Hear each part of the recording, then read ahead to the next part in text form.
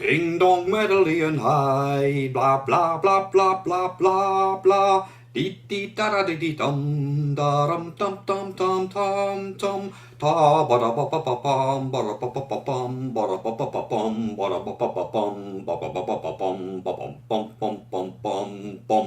Ding dong medley and high, ba dum bum bum bum bum bum. La la la la la la la la la la la la. Bing!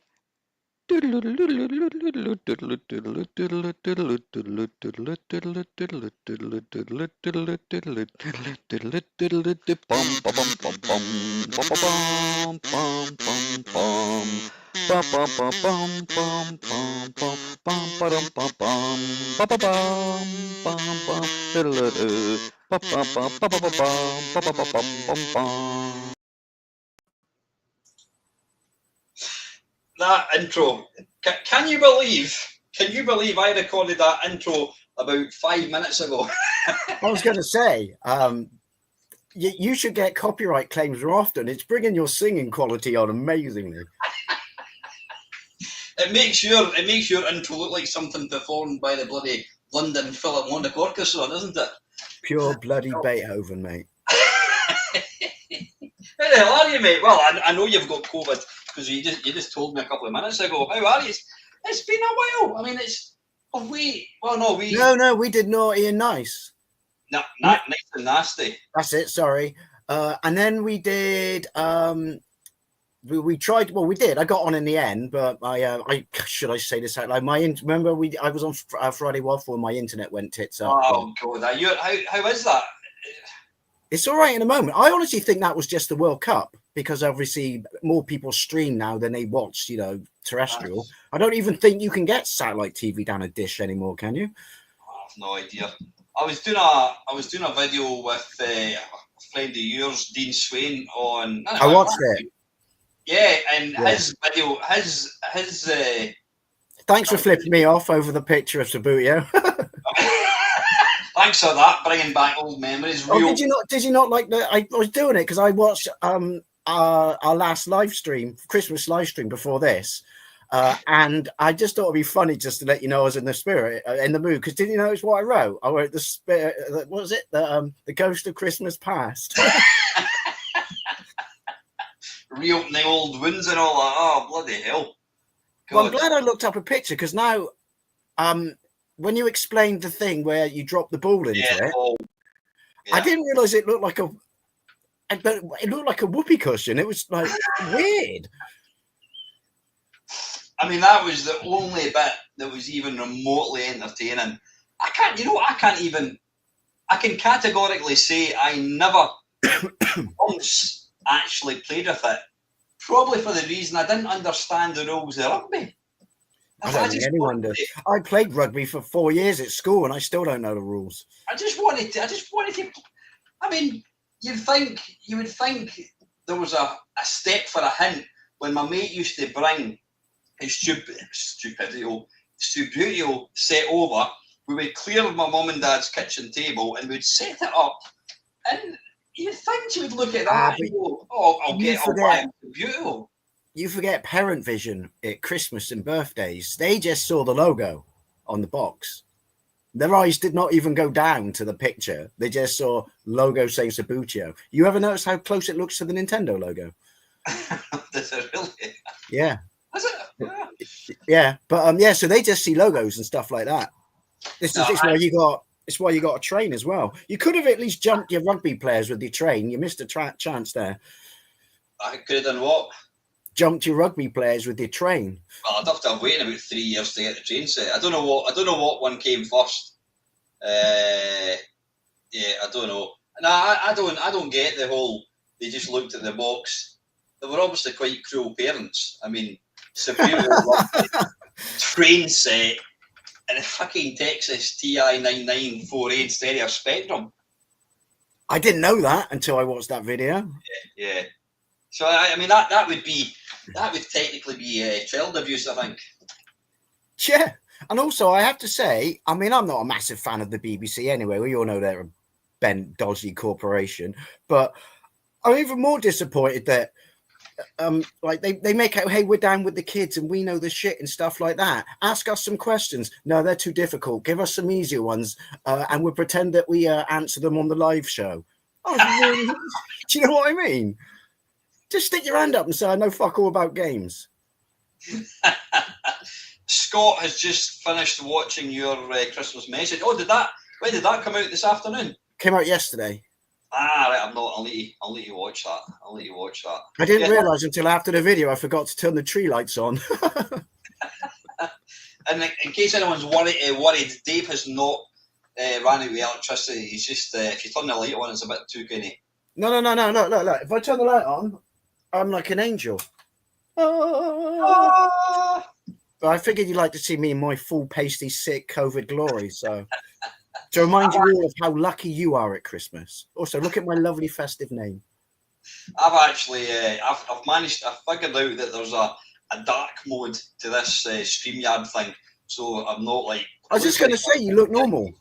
What's that? You look normal, and you like when you were doing it with Dean. It looked like you were in a caravan from the 70s because of this orange hue going on. So how the hilarious that is! It has been a wee while. Like 6 months, yeah. So how are you enjoying the Spectrum? I love it. Oh, where is it? It's just, oh, it's lovely. That is, to be fair, it's probably the best. It is the best mini, period. Like mini console thing. I think because it was small to begin with, they were able to bring out a perfect Spectrum. Yeah, and also I am getting annoyed. Sorry, no offense if any of you are American. It's a Spectrum thing, but I am getting annoyed at them referring to it as a Spectrum Mini. It's like no. It's a full size Spectrum. This is what personal computers were like here then. And I also agree with what you said about influencers getting freebies. Yeah. Dean aside, because obviously, yeah, Dean, he was going to buy it. If you want to know something about Spectrum, ask Dean. I mean, if I ever really need a specific ROM, I'm just lazy. I'll just Facebook message Dean and say, "Can you send me this ROM?"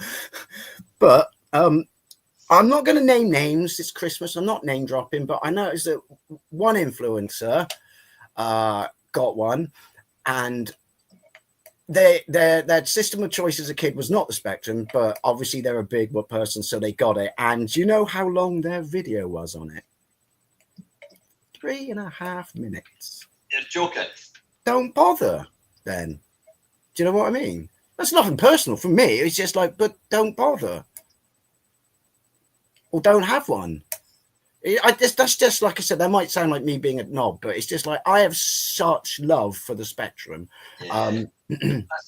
That Not doing it justice. unless you're going to devote full attention to it, don't. Yeah. That's absolutely. I know some people might say that sounds like sour chips, but it's not. You know me. You know we've been mates for 10+ years. You know what an absolute whore I am for the Spectrum. I love it. Yeah, you know that. Here's the thing, and it's not. By the way, you look like Alibaba and the 40 Thieves. It looks like you've got one of the turban things on. Actually, I know it's really good. The thing is, though, I'm sweating like a fucking child on the casting set of Hollywood. And this fucker's heavy. I couldn't actually find my shit little elf hat. I don't know where it is. I must have flung it out. It was shit anyway. What was I going to say? Yeah, there is a tinge of not jealousy, but you and I have our production values are shit. You know, I mean, look at us. But I mean, look.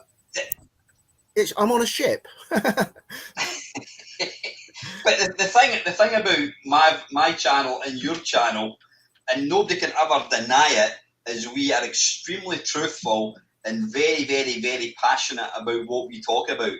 And if somebody wants me, if I get something that I like, I get so, and it doesn't matter. It's not even just computer games. It can be anything. When I was running, I would manage to sell running to anybody. It's the same way. Whatever I do, whatever I kind of get into, and I'm passionate about it, I'm like, I get so enthusiastic. So if somebody had sent me a Spectrum, whatever it was, my enthusiasm goes overboard, and people. I mean, I can. Quite a few people have bought Misters on the back of, not because I'm trying to sell it to them. I'm just saying it's fucking brilliant. I think you and Dean himself have probably shifted a quarter of all Misters in this country. So yeah, giving you and I a Spectrum wouldn't be a bad thing to do. The thing is, though, I know everyone went shit about it, but I kind of prefer the small box because it looks like a Spectrum box.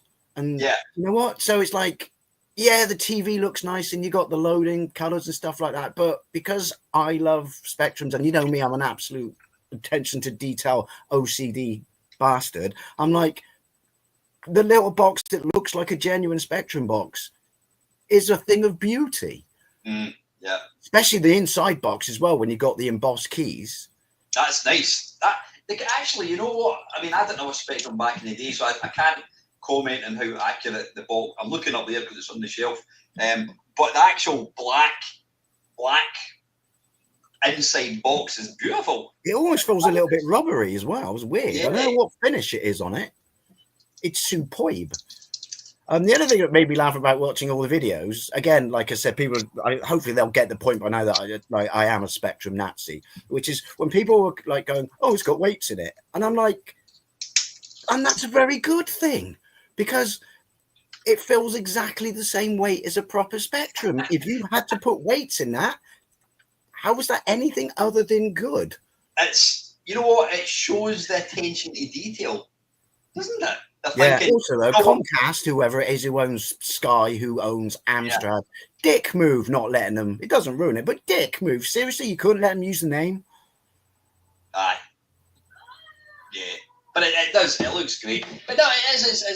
It's attention to detail. Yeah, they could have sold it for £1 cheaper if they didn't put the weights in it. But the weights are a nice little thing. And also, I think you mentioned this, and Dean. I think it's priced perfect. Very rarely have I bought something where I've actually just gone, take my money. I'm more than happy to pay that.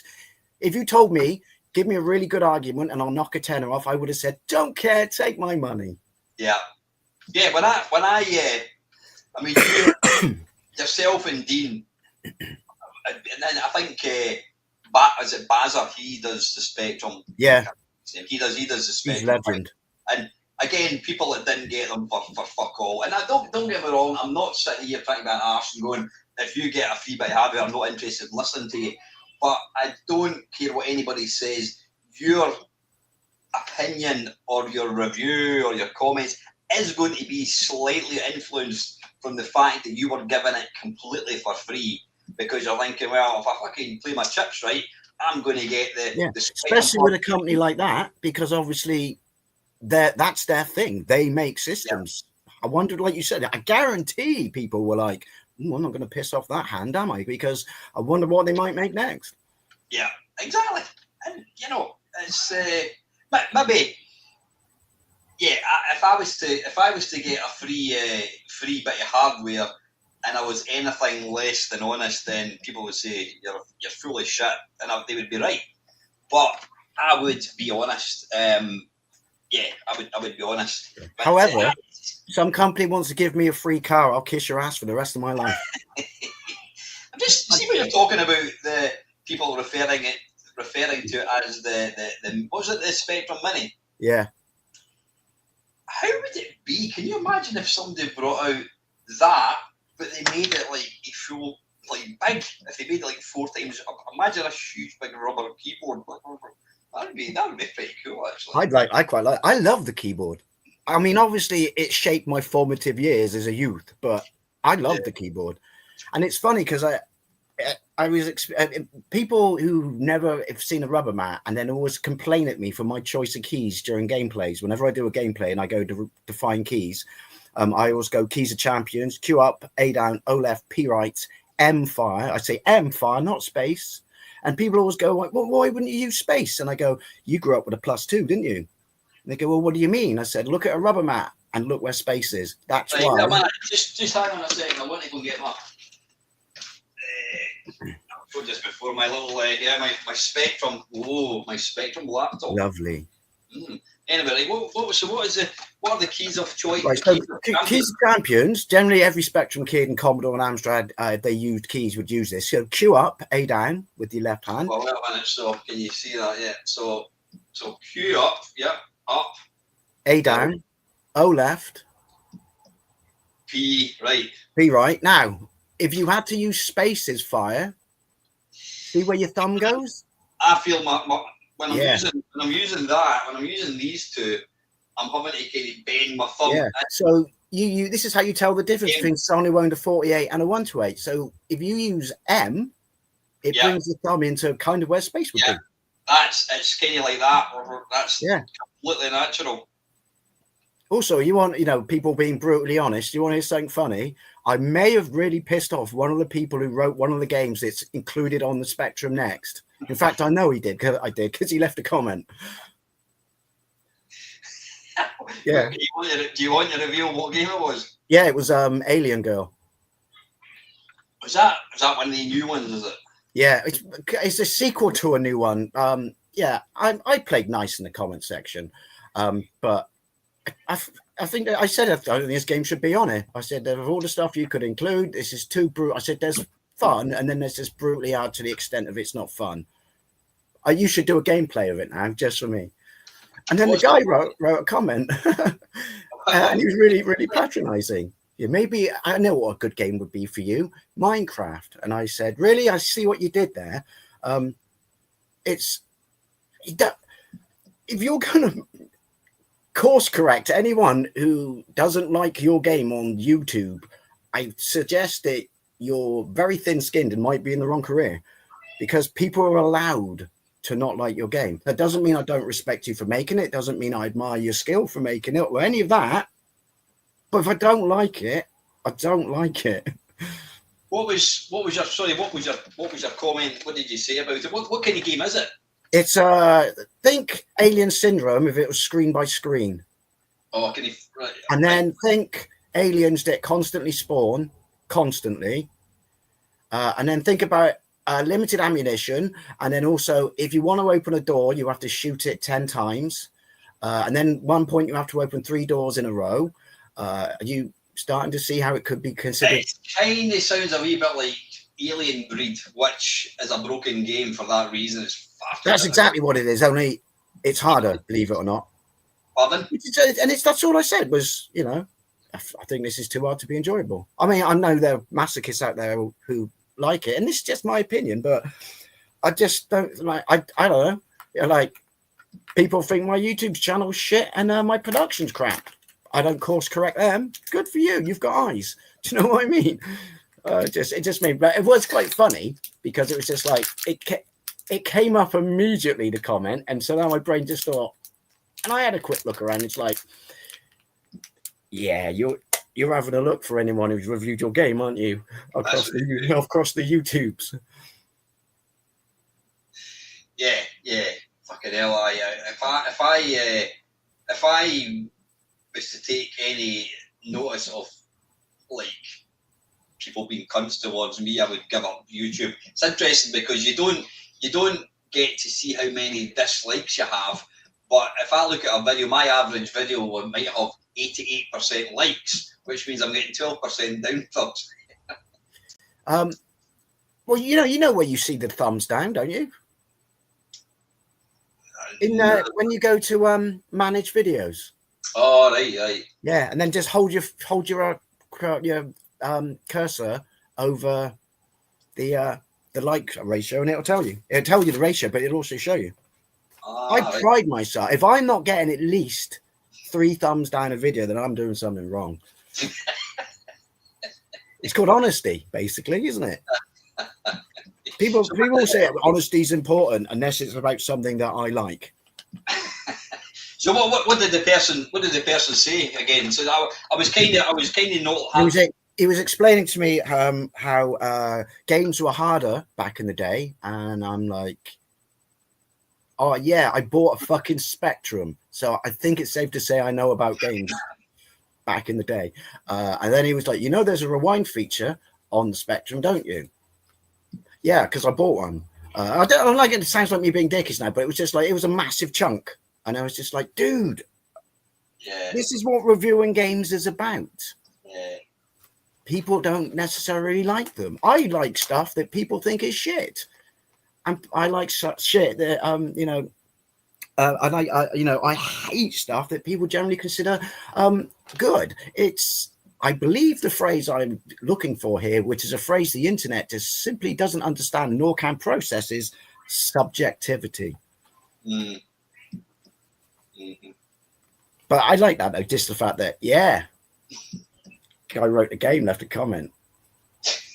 Just you mentioned about the rewind thing. One of my mates, Steve. Yeah, there we go. He's made.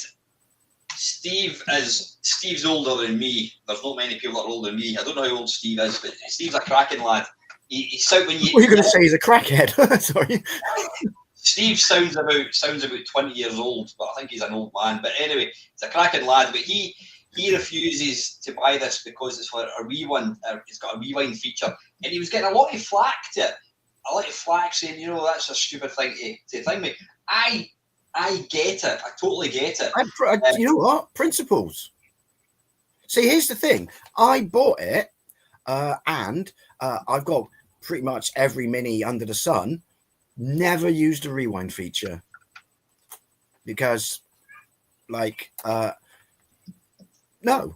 I wouldn't have had it back in the day. I know that might sound, maybe this is what, brings me in line with Steve, but maybe he would say, well, that's stupid. Just because you couldn't then doesn't mean you shouldn't now. I mean, you've played those games back then, you've done your dues, but it's like, no, don't need a rewind feature. I can see why you've included it.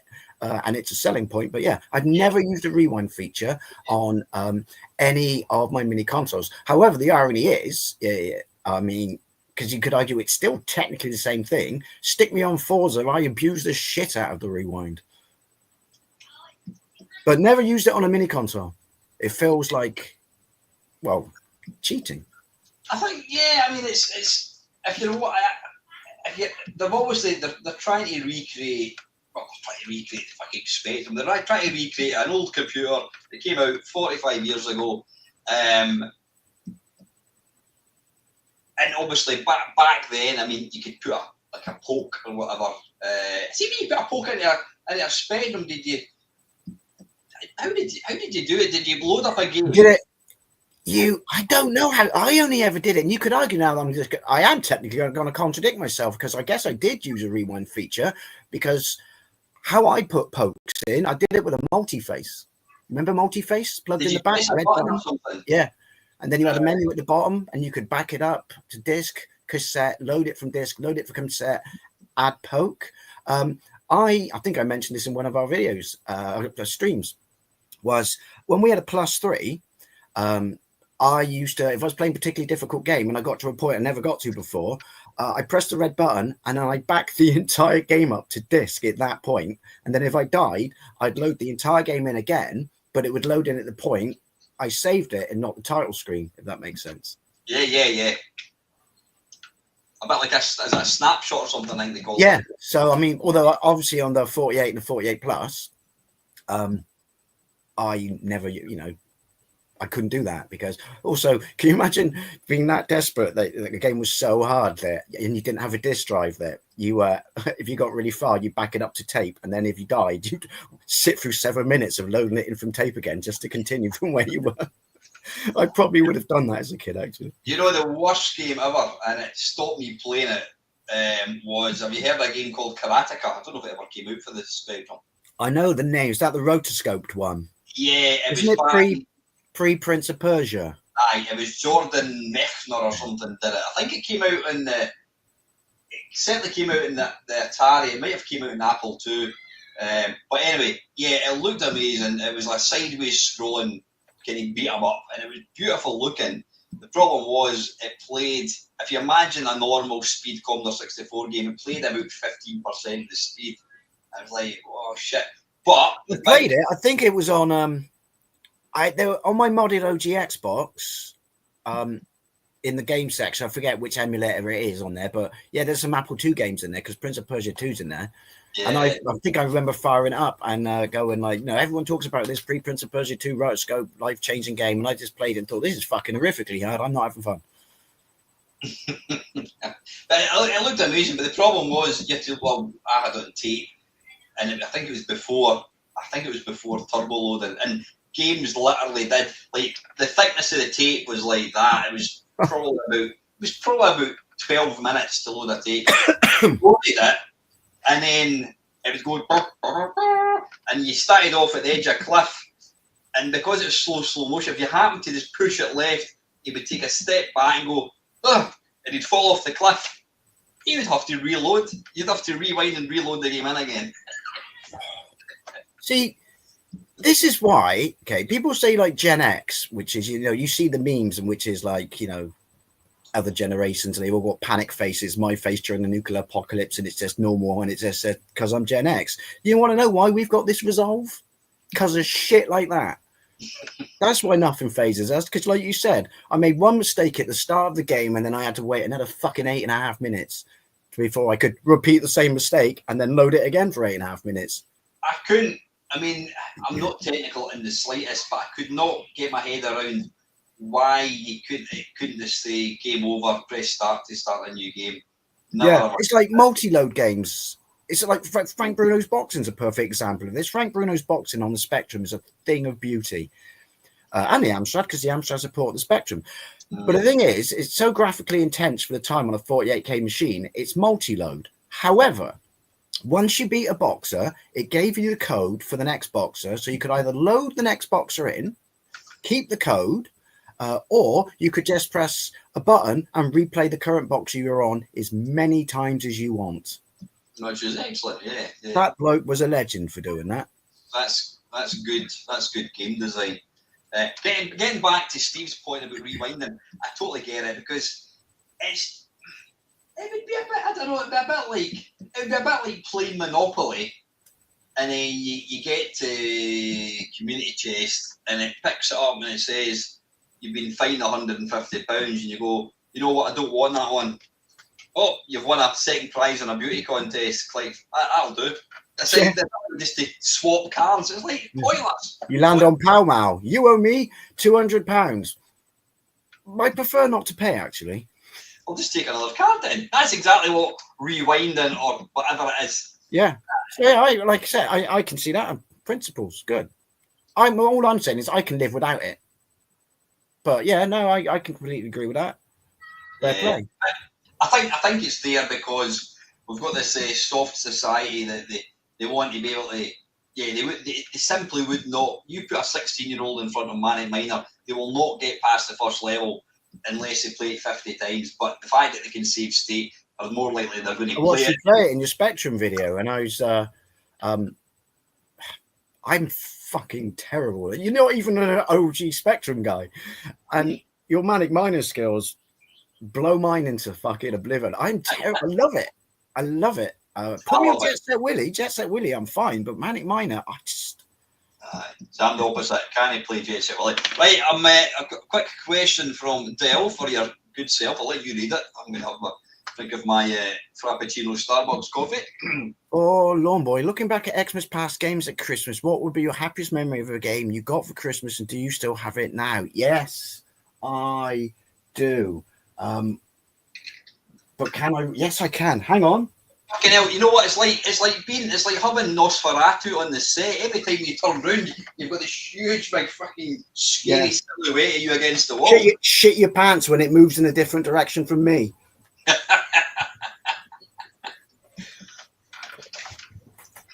It's just like the problem is in this house. And I don't know if you can still buy regular ones. This is an LED lamp, but I'm just doing it so it's bright because you saw I'm going to turn the light on. But these fucking energy-saving light bulbs. I'm so sick and tired of saving the planet to the point where it's detrimental to your quality of life. You've got fucking energy-saving light bulbs that put out a yellow light that you can't even fucking read under. It's like, I've had enough of it. Anyway, right. I got this. It's not my original. This is, I got it again, but originally it was Japanese. See that? Is that V? DJ boy. For the Mega Drive. Is that a Japanese game? Yeah. That's an impressive box. How big is that? Is that bigger than the standard Mega Drive? That's the Master System box size. They use the same ones. Ah, right. But I love Japanese cartridges as well. Look. Looking back at Christmas past, what would be your happiest memory? So that, right, okay. So that was a Master System. This is on the Mega Drive. I played it in the arcades down Westward Ho when I was a kid, and loved it. And then I remember it being reviewed in CVG when it was Mean Machines. That was just a little bit in the middle of CVG. Remember that? Because it started off as like an insert, didn't it? And I remember that. Oh, yeah. And I remember that at the time because they were all going on about it's arcade perfect. And I'm like, and I know they use that phrase a lot on the Mega Drive, but I mean, if you take like something like Golden Axe, which isn't arcade perfect, but you allow them that phrase on a game like that, if you know what I mean, because it's pretty damn close. But even as a kid, I was reading your review, not yours, Mean Machines review, and I'm like, I played this last week in Devon. This is not fucking arcade perfect, but I fucking loved it. So my mum bought it from the in shops in Bedminster, and I got it for Christmas. So that would have been 1989. I remember waking up and just rinsing and repeating it all day. And the thing is, it's a hard game, and there's not. I think you've only got one continue. And sorry, it's a beat 'em up game when you're on rollerblades, so it scrolls continuously. And it's only single player on the Mega Drive, and the UK and the American version censored. All I'll say is, after this stream, just type in why is DJ Boy censored in the West? Because it might ever be so slightly racist. Yeah, DJ Boy. But and it's weird. I remember playing it all day, and I loved it. And by the end of the day, I could complete it. And I know that was your Christmas present, so you played it and played it and played it and played it and played it. Can't get past level 3 as an adult for love of money or love of trying. Just cannot do it. And every time I do it, I just think, how the fuck did I end up beating this continuously by the end of the day on any difficulty as a kid? But yeah, that's a really, really good Christmas memory. I only ever got 3 Mega Drive games for Christmas in different years. DJ Boy was one, and I loved that Christmas. I remember I woke up and I had my own TV in my room. So before I did open DJ Boy, because they used to stick cartoons on in the morning, didn't they, for kids? I remember watching 2 episodes of Mask back to back. Remember Mask? And then I thought, well, that's enough of that. And then I went and got my presents, opened up DJ Boy, fired up the Mega Drive because it was in my room. And yeah, loved it. And now it just reminds me how much apparently the better games player I was as a kid than I am as an adult. Yeah. This one saying now, would I like a rewind on that game? I put out a wee video a couple of hours ago. I was just going through my computer and I was looking at different bits and pieces, and I stumbled across. I don't know actually what. In fact, I don't suppose you have to watch it. Well, when did you put up today? I made the video about 2 hours ago. I have not. To be fair, I've only been out of bed since 5 o'clock. You were probably asleep. It doesn't matter. Anyway, I don't know whether there were adverts or I think I know now. Your Sinclair, they must have or had a website, and what they did was they threw. In fact, let me just share one. Your Sinclair, as in the magazine. Yeah, right. I'm gonna try and find this video file. Let me have a look. Your Sinclair will forever be remembered in the annals of history as the Spectrum magazine. It was all right, but just simply wasn't as good as Crash. that was the problem, wasn't it? Right, wait a minute. Retro TV, retro programs. Wait a minute. I called it Christmas. Yeah, I was actually looking for. Well, wait a minute. Retro programs. Why is it not coming up Christmas? Maybe your browser's Jewish. But a boom boom. Yeah. What's going on? Retro programs. Why is that not finding? Oh, wait a minute. I'll just type it in here. Christmas. This is one of these weird things. I'm looking at a folder, but you're thinking, why the fuck is he staring at me? So I'm not. I'm actually looking at a folder in Windows. I was watching one of these TED Talk things, and they were talking about personal space, and they were saying how you would never go up really close to somebody in real life, and yet people think it's acceptable to kind of be on like a Zoom call like that, and you're sitting, fucking go and just move back a bit, mate. Anyway, I can't find that thing, but it was showing you. It was like Christmas games from 1986, and it had like Wham! Last Christmas and all that thought, and I just thought, you know what, Christmas and early computer, not even computer game memories, just computer memories, having computers, was, you put both these together and you've got some real serious nostalgia. And sadly for me, I missed out on that because I was a grown adult by the time I got a computer. So I never, other than my mate, he had a Spectrum, and we would say, right, we'll buy each other a game. He bought me 2 games. I completely missed out on the video game, getting a Mega Drive for Christmas, or getting a Spectrum for Christmas. Oh, I remember unwrapping it. I never had that. I had to buy them all myself. So I missed out on that. It's funny you say that, because all those machines you just mentioned, I had, and I'm glad of this, don't get me wrong. I mean, you could argue this is amazing, and obviously because we've talked about this before, and we were spoiled, but we got a Spectrum, me and my brothers, to share. We didn't get it at Christmas. My dad just bought it at one point in the year. So there you go, there's a Spectrum. Learn programming so I can retire. And then I bought my Mega Drive myself, bought my Master System myself. So the only Christmas memories I have of video gaming are the games I got for my Mega Drive and my Master System. Oh, and I paid for half my Master System and got the other half for Christmas. You know what I mean? When your parents decided that you're not going to grow up a spoiled brat. Yeah. So I also don't have a massive, nostalgia, overload for systems at Christmas.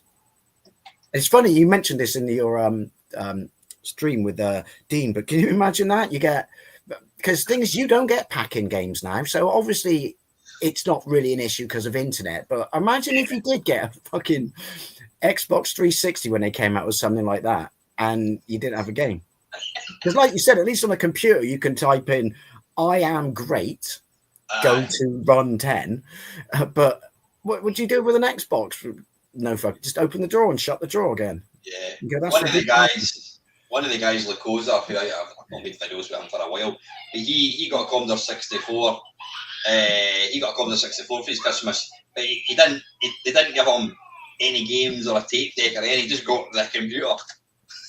He said for 2 weeks he just typed things into it. But whilst it sounds ridiculous, at least he got to. Do you know what though? At least he got to play to feel the most nice hands-on tactile keyboard experience of any 8-bit system. The Commodore 64. You think that's got a nice keyboard? I think it's got a lovely keyboard. Don't get me wrong. It's because obviously I love the rubber mat, but you got to remember, if you grew up on a rubber mat and then you went around your mate's house and started banging away on the keys on a Commodore 64, you're just like, holy shit! Listen to that spring-loaded noise. I don't think the C6. I mean, it was better than the thing, but the Atari or BBC pisses all over that. But that's the thing. When I got my Texas, when I got my first computer, I didn't get any games. I only ever had one game for it. But the technology was so new, just being able to type my name. Yeah. Now I am master of domain of my TV now. Behold, words that I have written. Yeah, just even be able to type in, Mom, come through. Like, right, run. Think of a number between 1 and 10. What do I do now? Well, just give me a number 4. Right, oh, higher. It's higher than 4. What do you think? Oh, go for 6. Boom. Lower than 6. 5. Well done. It was like, I've just created something. I've created life. It was amazing. It was amazing. It really was. Listen, I'm conscious of some of the the questions going off the screen. There's one from Steve's Gaming. Three of my most loved Spectrum games are Minder, The Warlock of Far Top Mountain, and Cyclone. Have you ever played them? Yes.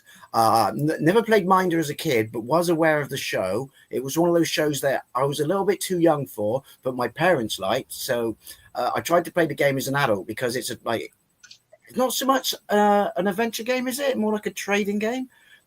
So I didn't play it as a kid, did it as an adult, sucked at it as an adult. The Warlock of Far Top Mountain, because that was a fighting fantasy book, and I love fighting fantasy as a kid. Oh, yeah, and yeah, it came bundled with the book. And the funny thing is, it used the same game engine as Halls of the Things. I don't know if anyone remembers that. And then Cyclone is sheer bloody class, because Vortex Games just did the best 3D stuff out there. Cyclone. So I prefer Cyclone to TLL. I was going to say with Cyclone, that was the sequel to TLL, wasn't it? Yeah, you had a little helicopter. I know. Yeah. Rescue people. That's genius. So yeah, I played them all apart from Minder back in the day. I might have to revisit Minder again now. There's one from Dale before we actually we're not even started yet. Yeah, we should probably get a move on because. Yeah, I don't, but intentionally don't want to keep this going too late because it's Christmas Eve. And you should be doing other things. I wasn't eager to jump off or anything like that, but just because we have a habit of just talking about. I've got your National Lampoons to watch and The Snowman to watch tonight. So I watched Lampoons early this year because I thought, why do I always leave this to the last minute? And then feel panic that I got to get in there. So I thought, no, I watched it early, and I watched The Snowman. I actually watched The Snowman on TV this year. When was that? 2 days ago on Channel 4. And then they pissed me off royally because I know I complained about the Snowman and the Snow Dog. But the point is, I just watched the Snowman. I was like, that was nice. And then it said, next, Snowman and the Snow Dog. And I thought, well, I'm here now. I may as well. And then it wasn't. There was some other show instead. And I was like, what? So I called up the TV guide on the TV. And it said, yeah, no, it's this movie, not the Snowman and Snow Dog. And I thought, well, who just put that in the coming next bit on, they do themselves. Like, whoever did that, you just fucking ruined Christmas, you bastard. But it was something nice about actually watching it on TV because I watch it on YouTube, but it did put me in the mindset of like watching it. The crazy thing was Channel 4, I think they were the first people to show it. They made it. Oh, did they actually fund it, did they? Yeah. So, yeah, they used to show it every single year, and I would watch 30 seconds of it and think, this is absolute shit, I'm not watching this. And it was only after my daughter was born, I think YouTube became a thing. I watched it, I thought, why did I never watch that before? That is one of the best bits of animation. It's the one thing that takes me back to being a child at Christmas. I just get sucked into the whole. And we're going to touch on that in a second. That's one of the things I've written about. But yeah, fantastic. So anyway, before we crack on, Dale's asking, what's been your biggest disaster or hiccup for Christmas? Or hiccup? He's written hiccup actually. Hiccup. That's it could be tomorrow if I don't pass my COVID test. Then I'll have to spend it all day by myself. What's been your biggest disaster or hiccup for Christmas? Getting that computer, the TR. That wasn't even a Christmas. That was I think that was a birthday thing. I can't remember. And I think I had to put some money towards it. Biggest disaster for Christmas. You had to put money towards the wrong system. Your mum was trolling you. No, my mum, all we said was they were going to go to Comet, but I wasn't allowed to go because it's a surprise. And I said, look, I want to come to 64, but I know you can't afford it. Get a spec. You could get the Spectrum 16K, but the 48K would be better. Yeah. Because you've got the 16, you could have just bought the 32K RAM pack. And it was the same basic, wasn't it? An operating system. See, the reason they didn't take you, but it would have been perfect, was if they took you there and they were walking by machines, you could have just stood in the corner and just gone, and course correct with various noises. I just remember that feeling of complete crushing disappointment when I opened it up. It was like... Did you manage to suppress and hide it, though? I can't remember. It was like, oh, thanks very much. You've got my computer, but it's not the one that I want. And you've got my one that nobody else has and you can't get any games for. I just... At least like, you could jump your train set. You can't jump a computer. Aye, I know. Did it at least have a nice keyboard? It did. It had a lovely keyboard. It was like faux aluminium. Lovely. Ooh. Nice. But you know what? It's got probably, apart from the Amstrad, it's got the best version of Donkey Kong. Ooh. Have a look at it. Have a look. Just watch a video. Watch. It's got a fantastic. The problem was I never knew that these games existed. I only found out about these games about 4 years ago. And the one game that I bought, I got it. I think it was in Computer Video Games. It was at the back of the magazine. Did you have to mail order all your stuff for that then? What's that? Did you have to mail order all your games, or did it have a high street press? I only had one game. Before I got rid of it. I can't remember. What the hell happened to it? I must have sold it to some unsuspecting idiot. Yeah. But the only game I had, it was basic. And it was £5.95, and it was called Core. And one of the chaps in the stream tonight, Ox, he actually managed to find that basic game, that I bought, and it's every bit as bad as I remember it to be. It's fantastic. You control like I think you control the letter V. You're controlling you're trying to detonate a bomb or something. You're controlling the letter V. You've got to navigate through killer bats, which are W's, and it's character based. It doesn't scroll. It's like you get to the bottom, and I think the bomb is like a W. I mean, it is awful. It's truly awful. I'm going completely off topic. What are we talking about? Yeah, crushing disappointment. Probably getting, I don't know, maybe getting like Astro Wars, but my mum and dad only bought me like one set of batteries. That's right. And of course, back in the day, the shops didn't open until fucking about a week later. Yeah, you had to pilfer them out of anything you could in the house, and you knew you get in trouble for it, and you had to incur the wrath of whoever owned the product of the, that had the batteries that you pilfered. Oh. Why didn't they see shops back then missed like? And this is before internet, so you think like the shopping experience in the high street would be so chiseled down to like a machine like excellence, yeah? That they would be like, buy this in Argos, and we will give you 2 packs of batteries in our battery pack because you won't be able to get them for 2 weeks at Christmas. No one did that, did they? Because think about it, all they had to do was just put a big fucking sign up in the store that said, "Remember, shops are closed and this don't come with batteries," and they would have made an extra couple of £100 a day in batteries alone. Well, Dale did a all about Christmas, and he was saying that his dad would moan about having to buy batteries for everything, and he kept saying, next year I'm going to buy not a charger, a power pack. But then the power pack was like, I don't know, $9.99, and you could get a set of batteries for like $1.99. So he always took the cheap option and then instantly regretted it.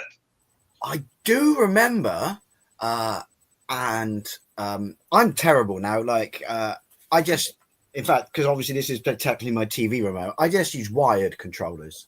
Like people say, like, "Oh, what about wired?" No, fuck it, old school. Give me a wired controller, so I just basically know that every time I pick it up, it fucking works. Because with I know you could buy power packs, because obviously I'm an Xbox guy for the last 10 years or so. I just used to go through, either be lazy and just buy the big pack of double A's, long life double A supermarket ones, when you get like 5 days out of one set, and just keep replacing them. And then I kept charging rechargeable ones and just fucking got bored of it. But I do remember, compared to what rechargeable batteries were like when I was a kid, fuck me, the technology was awful back then. Like when we had a remote control car, because this was my answer to this disappointing question, most disappointing Christmas, and we touched upon it a few years ago, was when my dad bought me and my twin brother a remote control mini Metro each for Christmas, and it didn't work. Both of them. I suspect the whole batch was faulty. But the point is, a few years later, when I did get a remote control car, my mum and dad were like, we're not buying you batteries, buy some rechargeable ones with your Christmas money and a charger and stuff like that. And I did, but I remember as a kid thinking, these rechargeable batteries are shit. They're like, one charge lasts 40 minutes. That can't be right. And then you talk to other people from when you were a kid who had remote, and they're like, no, that was the state of rechargeable batteries back then. So possibly now, when I was, pissing and moaning about crap there on Xbox, whole different fucking quality of life compared to rechargeable batteries when you were a kid. And when they used to charge up and the thing on the wall, they used to get really hot. So you pull them out to put them in your car and you knew they'd been charging. I wonder how many fuckers' houses they burnt down that year. The problem I've got, I bought a set of rechargeable batteries. I have not got a clue what device they're in. So I've got this charger and I have about 10 chargeable batteries. I haven't a fucking clue where they are. In one of these bloody machines behind me.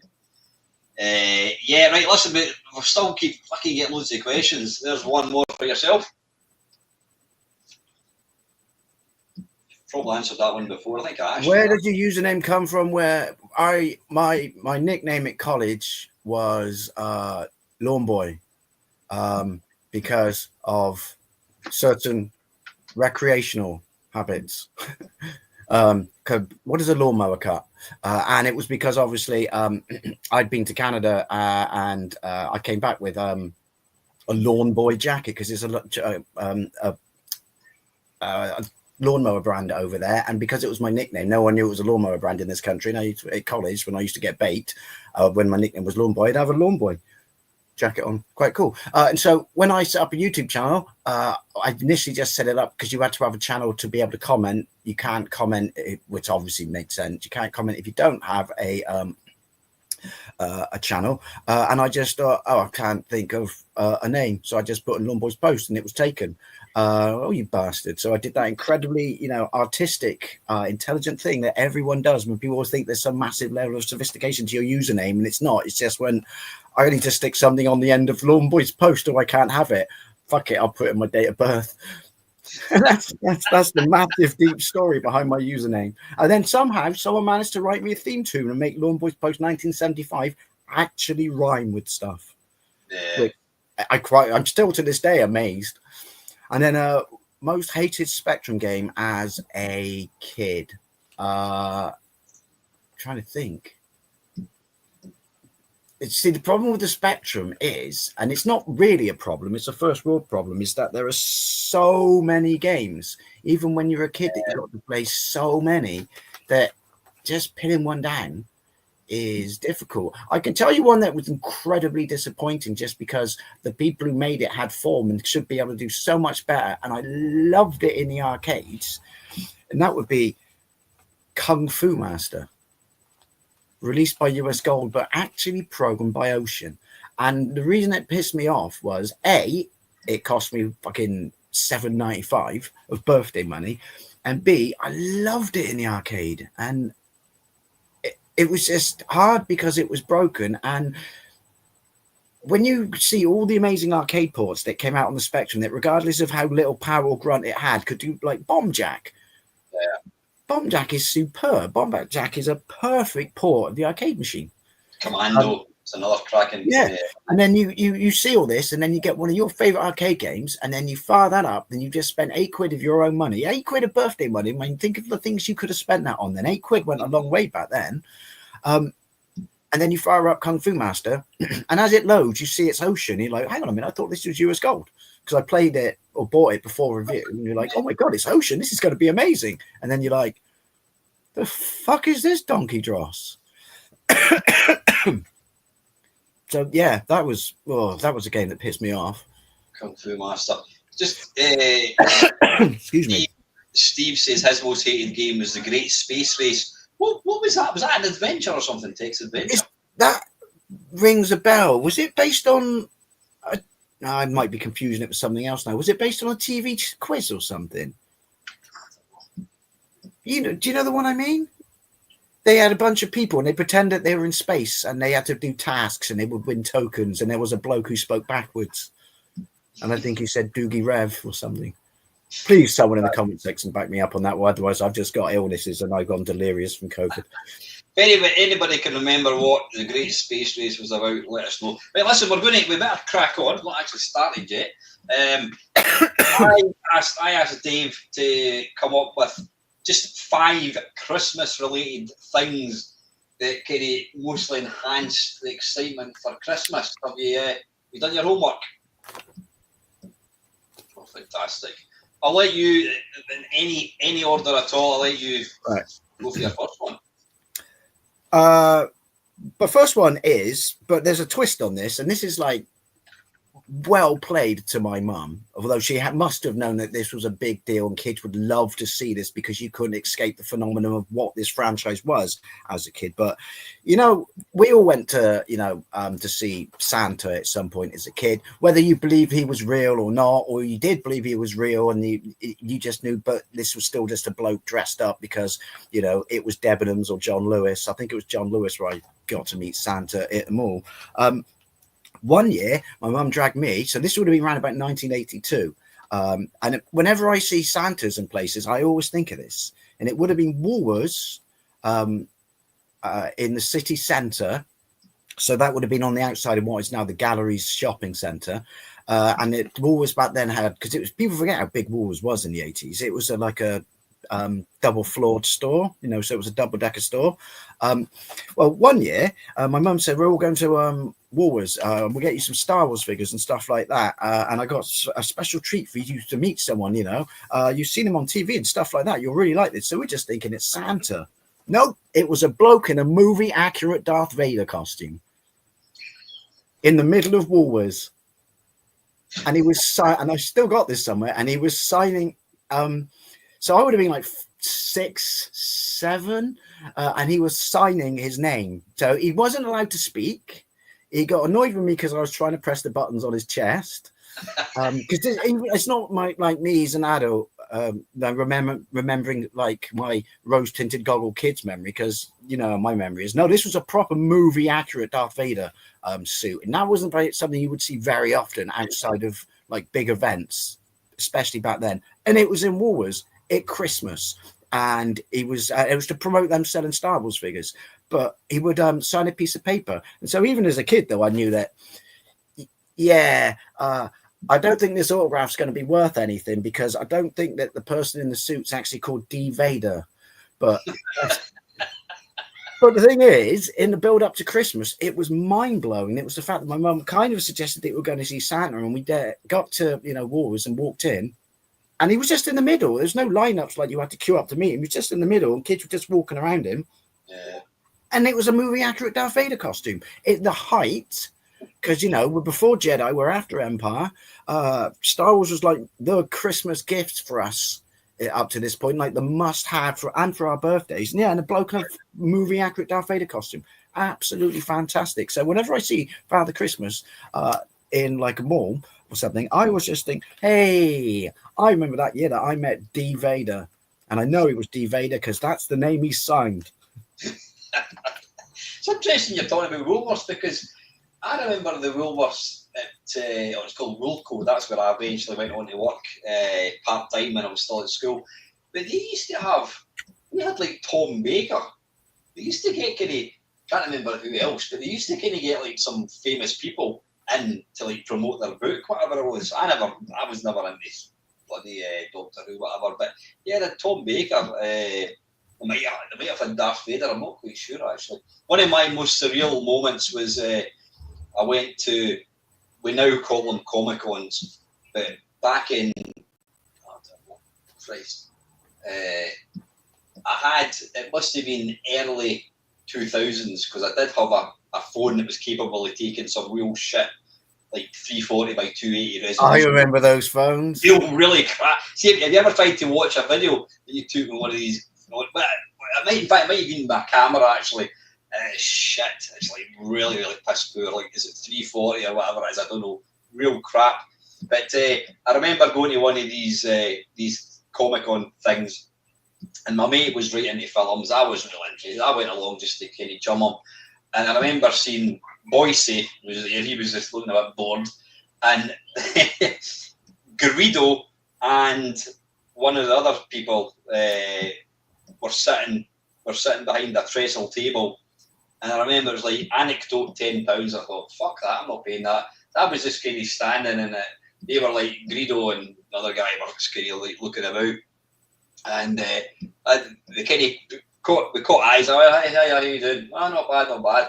I says, have any of you guys? And I says, how do you feel you're still kind of playing the Greedo part? He goes, listen, he says, for a part that took me like, it was a small part in this unknown film. He says, I still make money out of it. He says, why wouldn't I, what's not to love?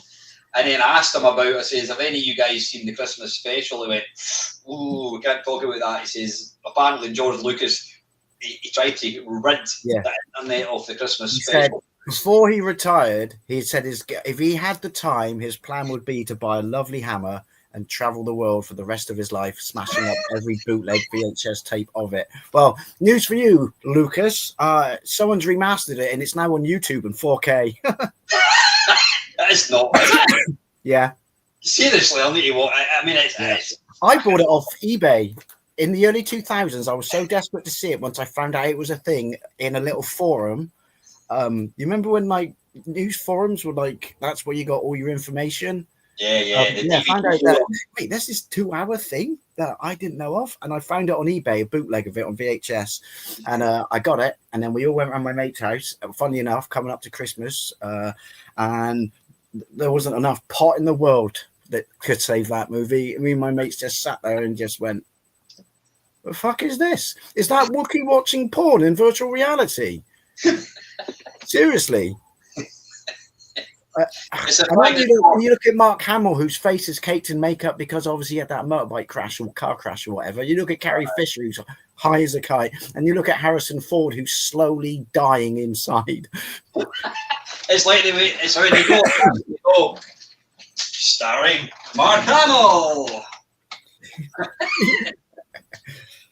Oh, Mark Hamill, who's the biggest douchebag now as well. But anyway, so I was at said Comic Con, and Caroline Munro, who was in she in Spy Who Loved Me, I think, plus other Hammer films, and again, I remember having a thing for her when I was a kid, and I thought, I'm not paying any money, and as we were leaving, she must have been at the cafe, and she was just walking up, and I said, oh, excuse me, can I get a photograph? And my mate took a photograph of me and her, don't know where it is, but I sat in a cafe, and there was, what's his name, David Prowse, like, we're getting Darth Vader. I think I took a photograph of him in the back of his head.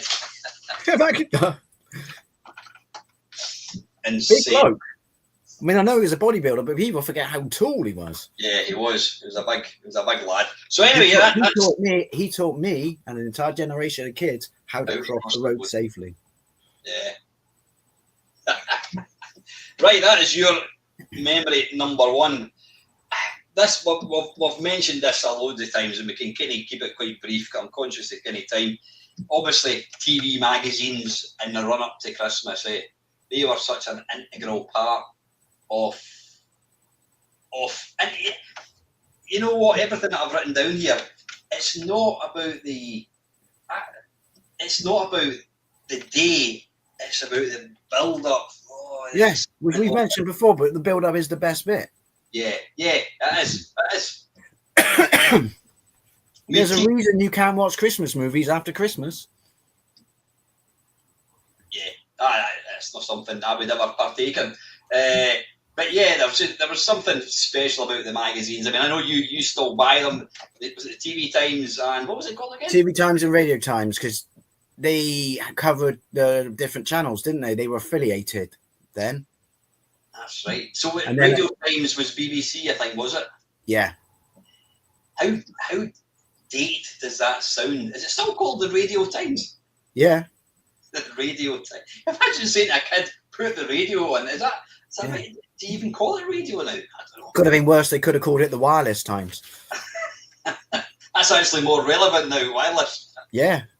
I did it. I've dropped the ball this year. I mentioned it in my Christmas video where although I defend myself in my video, and I stand by my defense, which is, if you're going to slap Christmas images all over the front of your TV guide, including Wallace and Gromit, which is one of the big hits on terrestrial TV this year, you know, the new Wallace and Gromit, yeah, and then you got all these Christmas things dotted all around the cover and stuff like that, the consumer, is going to assume that that magazine is covering all of Christmas, aren't I?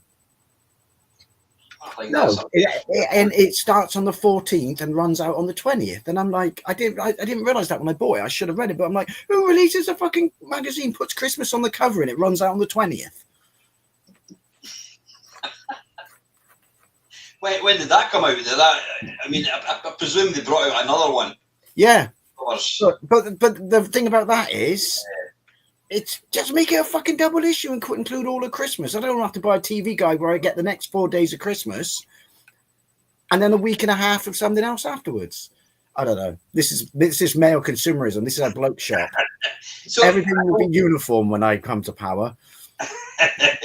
I know you still do buy. Obviously, you still do buy these. So do you still watch like live television? Do you still only at Christmas? Only time of the year. Is it just take any recreate? Yeah. The whole thing. Yeah. You know what? I came up with a brilliant idea just for myself.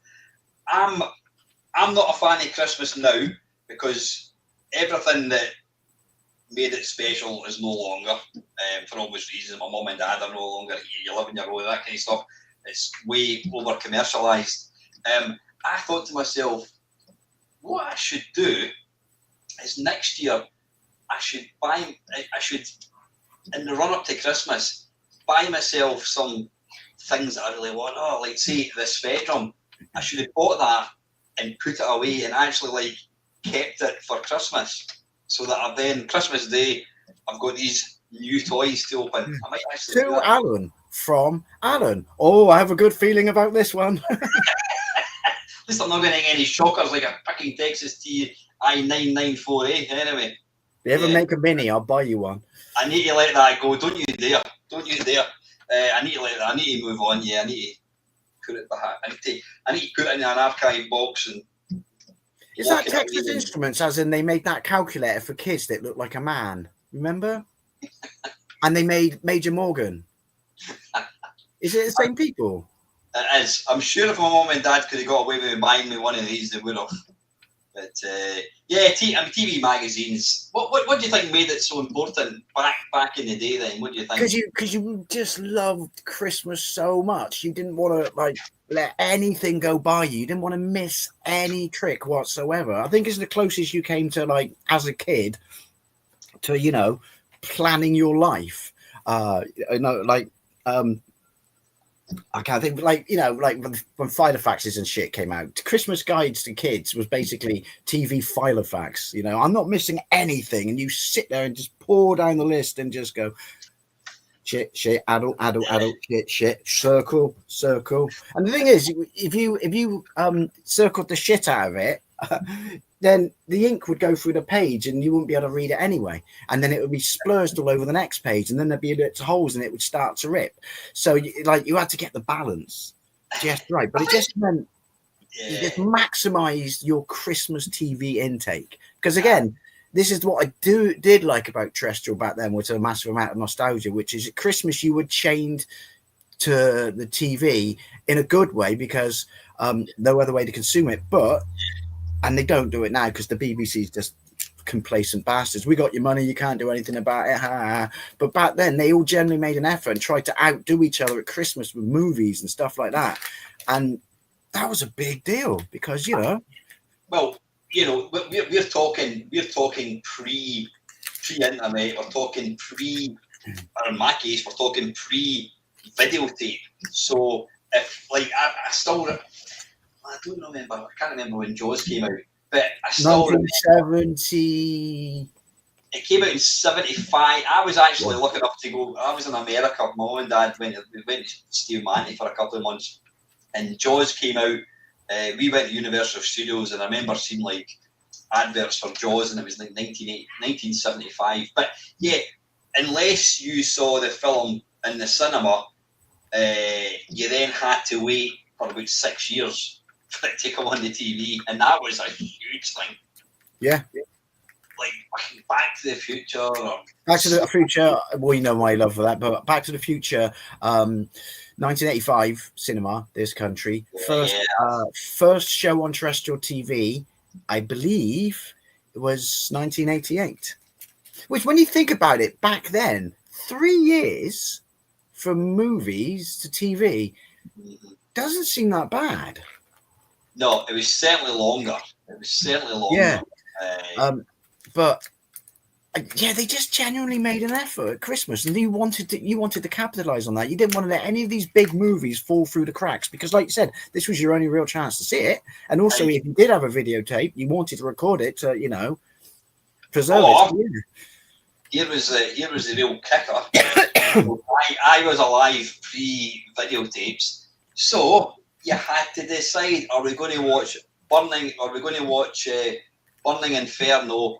Or are we going to watch the Poseidon Adventure? You're like, oh, fucking hell, what are we going to do? I think I've talked about this before. Or, this is horrible, or you could make your mum drive down your Auntie Sheila's house 15 miles away on Christmas Day so she could record one side on, because they had a Betamax as well. She could record one channel and we could record the other at our house. So that way we could have both copies of The Empire Strikes Back and Back to the Future. Before VHS and Betamax came along, you couldn't record it. If you weren't there, you didn't see it, and that was it. You had to decide what were we going to watch. Are we going to watch the Two Ronnies Christmas special? Oh god! And then you got really when there was tape, we did at least. You got really, really good at pausing it and then starting it again, so you cut out the adverts.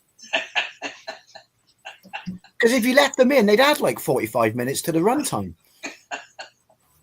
The thing is, though, as an adult, though, when you find people who've got these tapes still and they digitize them, I keep my fingers crossed that they, my mates, I found my old tapes, like they didn't do that, because watching a film that was recorded back in the day in the 80s at Christmas, it has the Christmas adverts in it. It's just one of the greatest things you'll ever do in your life.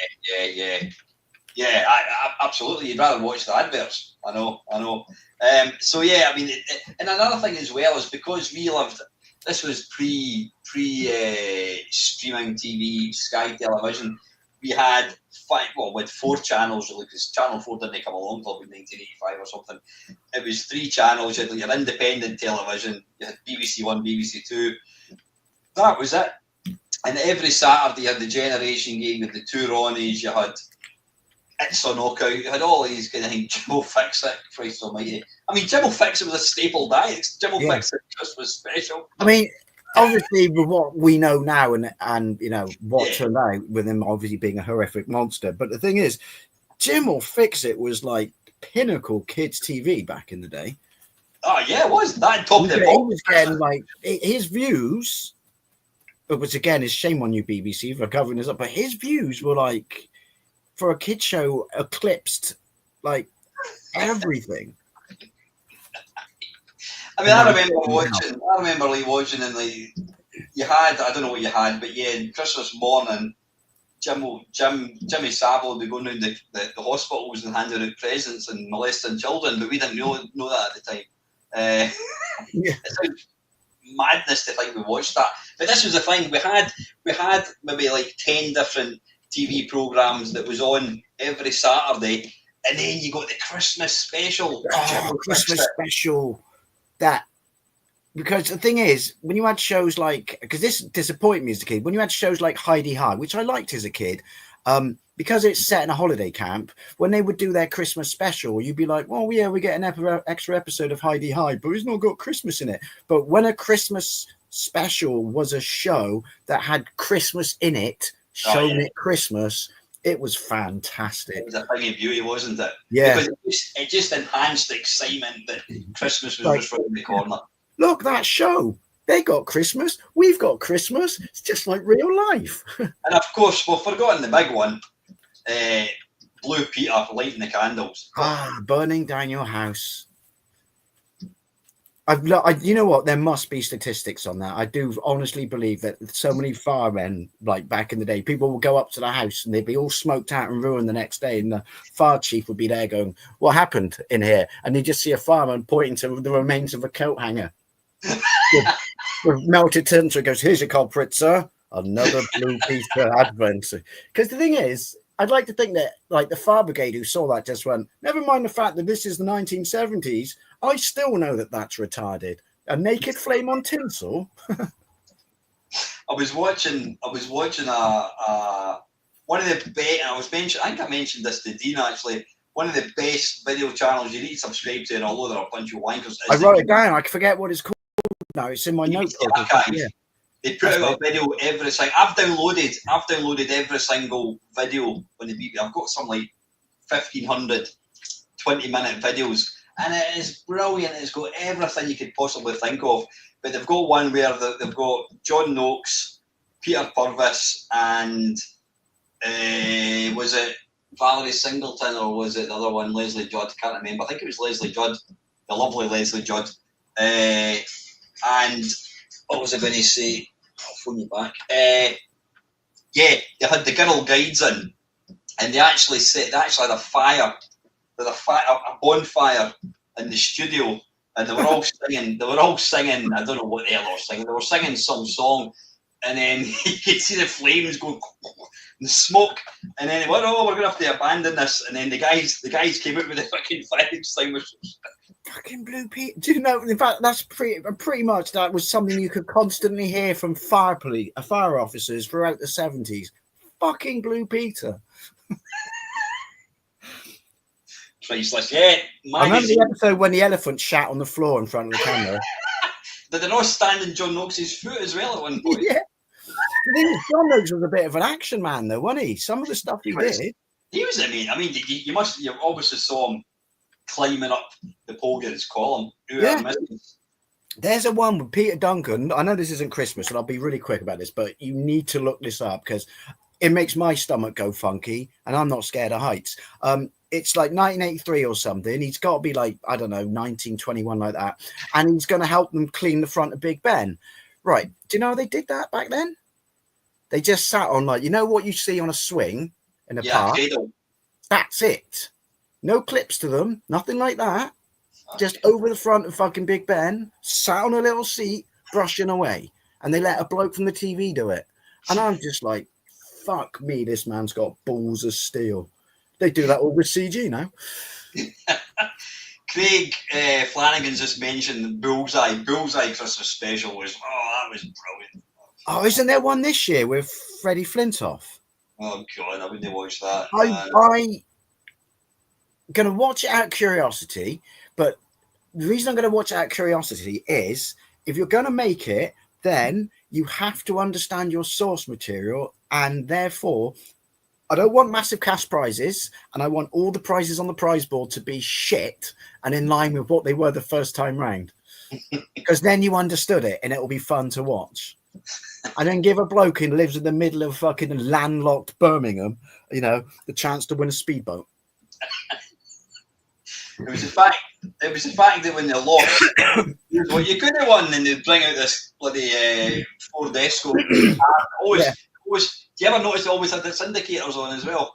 Yeah, hazards. Hazards. I remember too. I thought safety reasons, possibly. Do you know what? It probably. Oh no, because this was in the period where Blue Peter had a fucking bonfire in their studio. It was like they were trying to show off. Oh, this car has got hazard lights. Yeah, the bosun's chair. That's what it was called. Bosun's chair. Yeah. Mini Metro. That was exactly what. And it was. A couple Fiestas. Fantastic. Listen, right? What's that? How did they pick the contestants? Because especially back then, because you could argue darts was more played by the public then than it is now, in pubs and shit like that.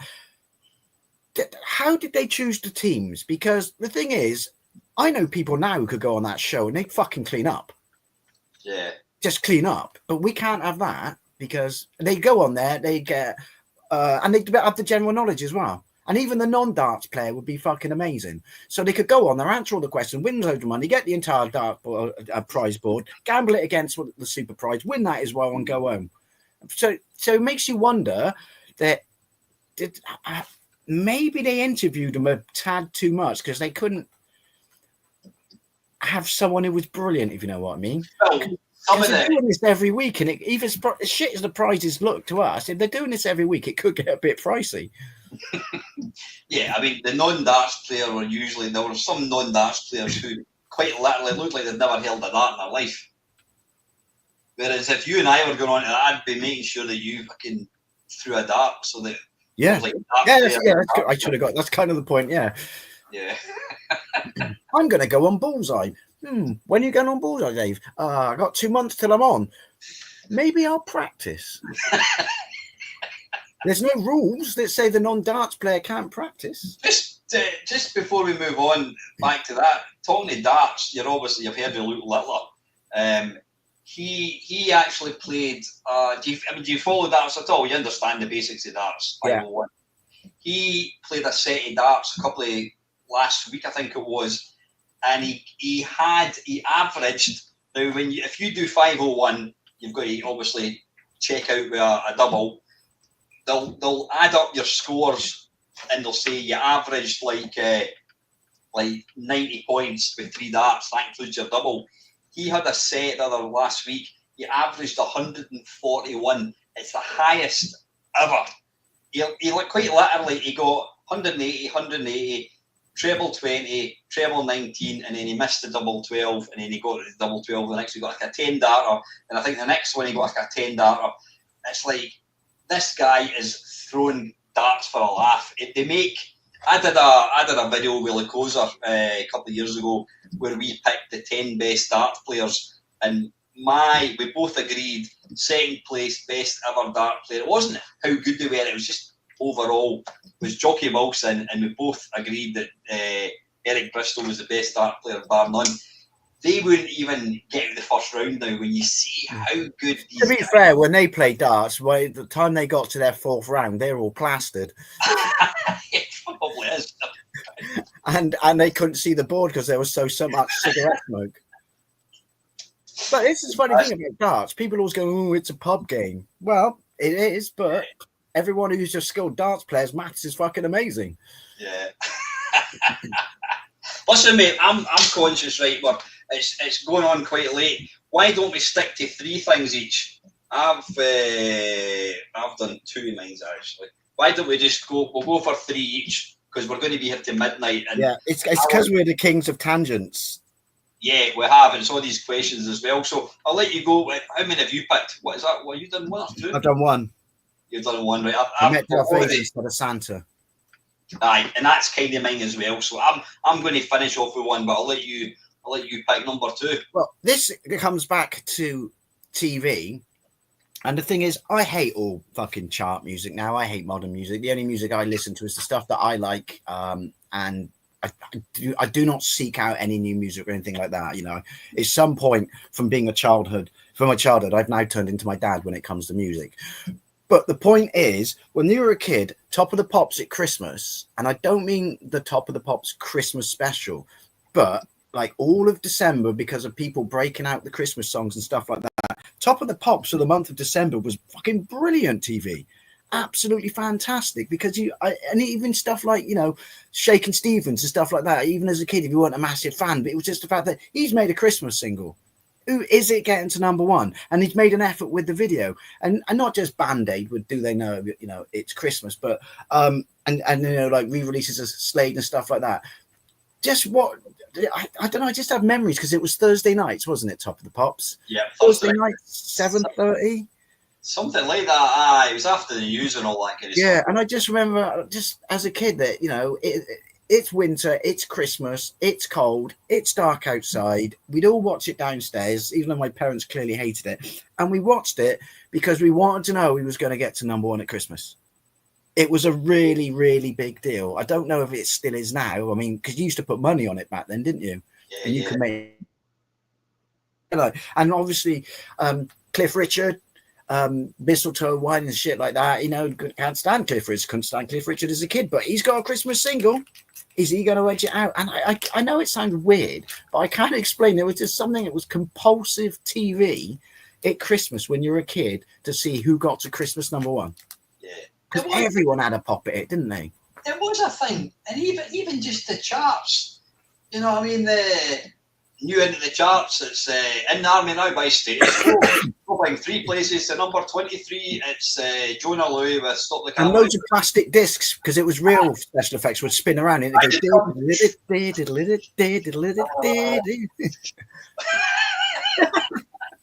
It was Top of the Pops well,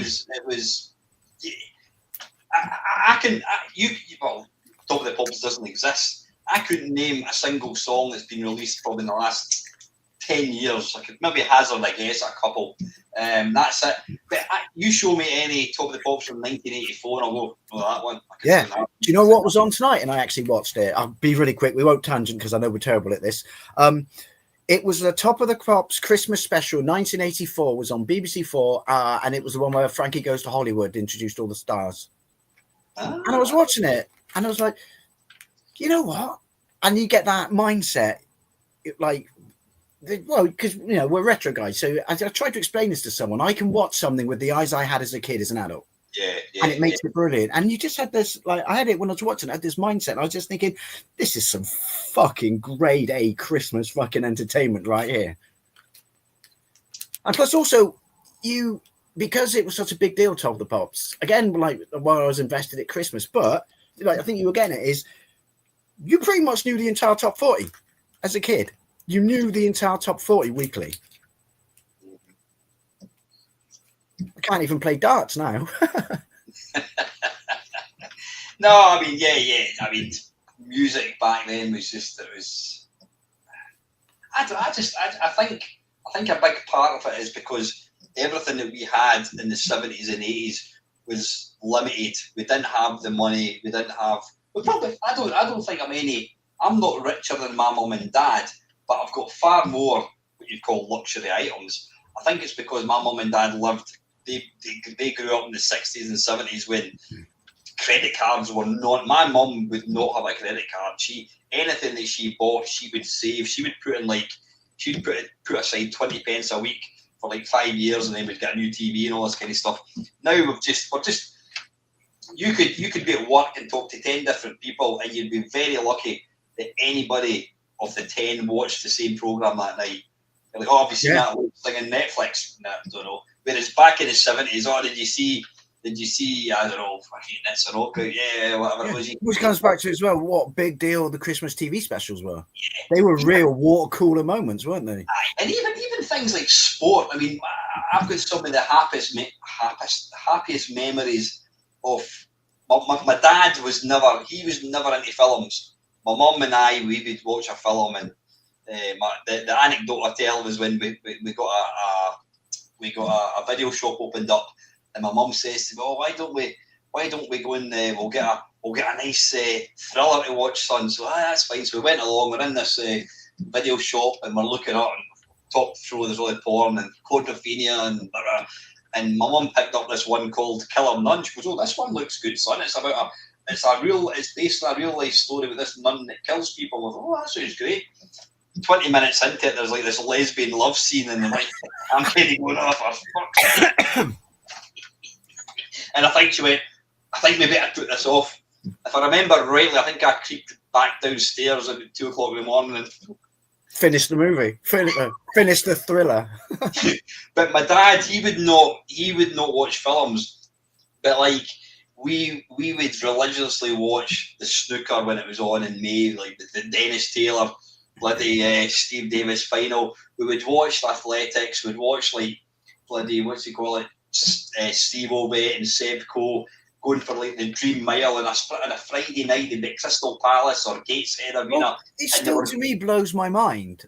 And obviously I don't have a massive amount of sympathy for them because they earn so much money and I've compensated for it. But it's like, if you're a footballer, you don't get a Christmas. You get Christmas Day, but the point is you're training on Christmas Eve and you got to play on Boxing Day. It still to me blows my mind that Boxing Day is a fixture day. And it's a big Christmas fixture day. In fact, it's traditionally the Christmas fixtures that determine the end of the season, really, to some degree, because they crammed so many in.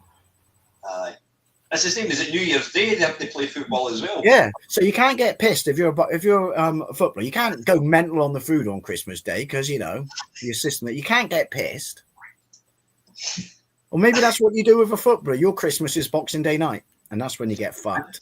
Here's £250,000 a week. That'll help take any sop in the blow a wee bit. Yeah. I can think about it for half a second there. Maybe they're on double time. Yeah, they probably are. But yeah. TV back then. What were you talking about again? What was your? Oh, how not the Christmas special of Top of the Pops, but how good Christmas, the run up to Christmas, from late November on Top of the Pops. We've seen, and obviously they'd go on to Top of the Pops themselves, and they'd, like work on a Christmas version of them singing live. But just I don't know, as a kid, like I loved that Christmas Top of the Pops, people banging out their and they didn't bang it out because they wanted to celebrate the birth of Jesus. It was a quick fucking cash, wasn't it? And the thing is, this was the naive me. I somehow thought that they were actually in the studio on Christmas Eve. Yeah, I did. I never gave it any thought that they were recording it in fucking June. just a very quick segue. I've been watching Brian Harvey He's 17. He's got a YouTube channel. I watched a documentary about him that wasn't on his YouTube channel. It's an hour and a half. I watched it yesterday. It's like car crash. You can't take your eyes off it. It starts from his being kicked out of E17, and he's a complete fucking conspiracy theorist nut now as well. I always thought he was an absolute twat. I just hate it. Like, you're a fucking wanker. I always prefer to take that. But I actually feel sorry for the guy, and he's I don't know where he lives. I think he must live in London somewhere, but he lives in a little one-bedroom flat. He's on benefits and all that kind of stuff. And he was actually showing you. He says, "Oh yeah, whatever." As Tony Mortimer says, "I've got millions." Blah blah blah. He said, "I'm going to let you see my bank account." He gave you a little tip tour of his flat. He went, "Is this what a millionaire would live in?" He went, "No." He goes, "Look at the fucking dampness on the walls. I'm waiting for the council to come and repair this." And he showed you his bank account. He had like 600 quid. And then he said, "I'm going to let you see every month I get royalties from whatever it is." And he brought up this website and he showed you like the last 12 months. And in total, it came to about like £1,000. He says, "That's it. That is what I make. That is what I made from selling 30 million singles." Yeah, it was 30 million. I was like, yeah. He said, "That's what I make. I make about £1,000 a year. That's it." So, I mean, it's because he didn't write them. Obviously, Tony Mortimer's sitting in his mansion. Yeah. But, have you seen Tony Mortimer now? What's that? Have you seen Tony Mortimer now? He's been fucking on the pies, anyway, isn't he? Fuck me, he's not been on the pie. He is a pie. I mean, and the thing is, he's worth a few quid. So, did you? I mean, maybe he's vampire himself. Maybe he likes being fat. I don't know. Would you not look in the mirror and just think, I can do something about that because I'm loaded? Dude, it's his head, his face is an island that is floating in the sea. That is his head. You know what he looks like? You know what he reminds me of? Jabba the Hutt. He does, yeah. Jabba the Hutt's got a far more impressive vocal range, though. Right, listen, on that bombshell, I'm going to go for my last one, and then you can finish off. And I have gone for selection boxes. Good call.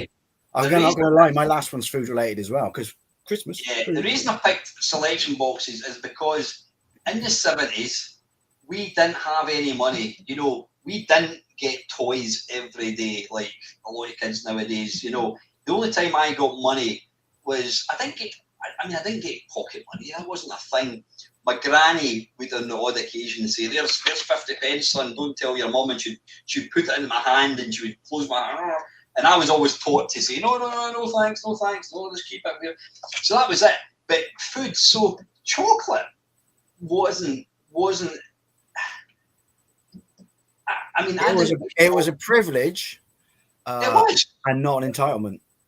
Yeah, it was. It was. If you think about it now, and obviously it's been this way for decades to some degree, but it wasn't that way in the 70s, and it certainly wasn't that way in the early to mid 80s. But now it's, even though it's bad, it's literally marketed as a convenience food. Fucking chocolate. That's why it's at the checkout, isn't it? But no, then, like you said, it was. It's a luxury.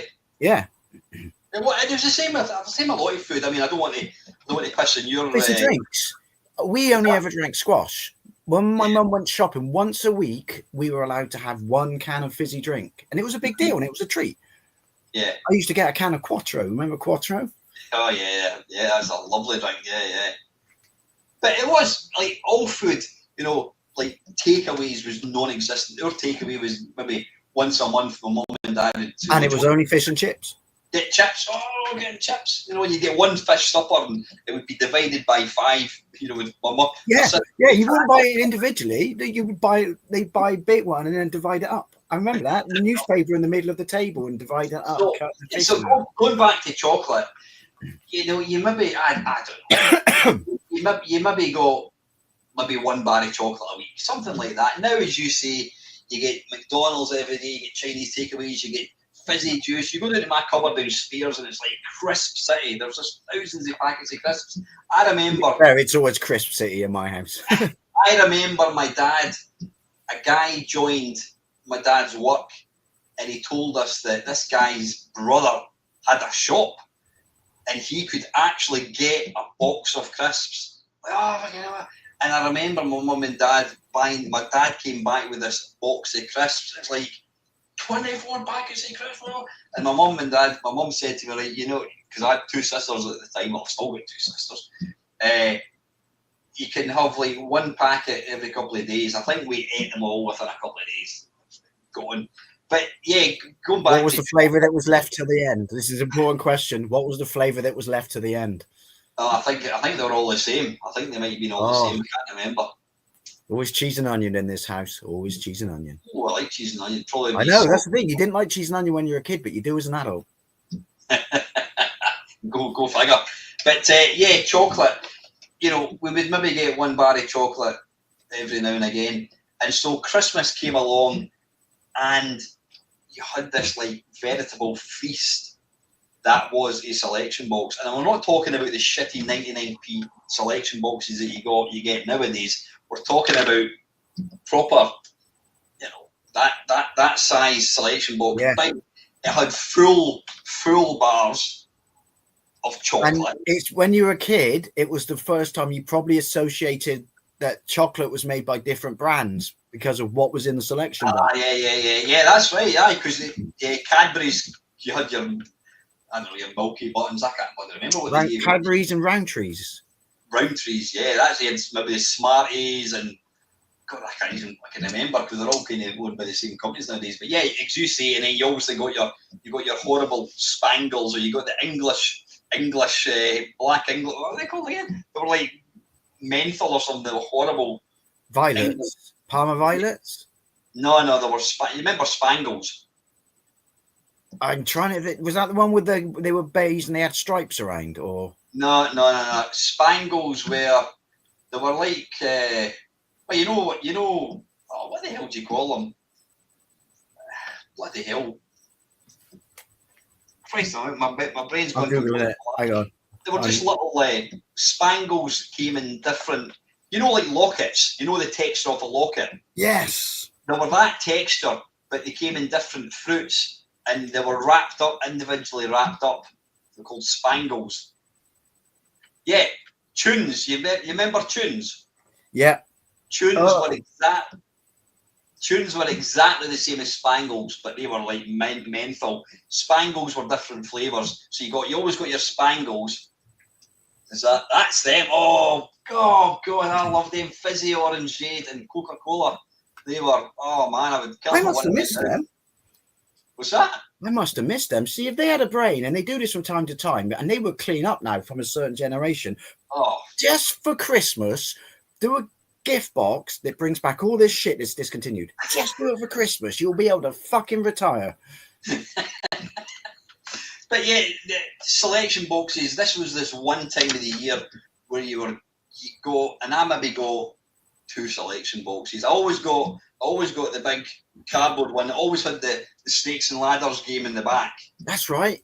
You had the free game, which you never ever, even as a kid, you knew that was shit and you never cut it out. But and the one I liked better, even more, was the actual Christmas stocking ones. Like I was waiting for you to say that. They're the ones I remember, because you don't see them now. In fact, if you see a Christmas stocking that's the same material, because it was always that reddish, orangish material, wasn't it?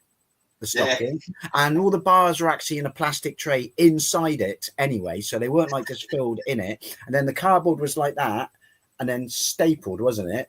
But the closest you'll get to that now, a stocking like that, is where you go to the pet store. They do them for dogs. Aye, that's right. They don't do them for fucking people anymore. But no, I remember those were.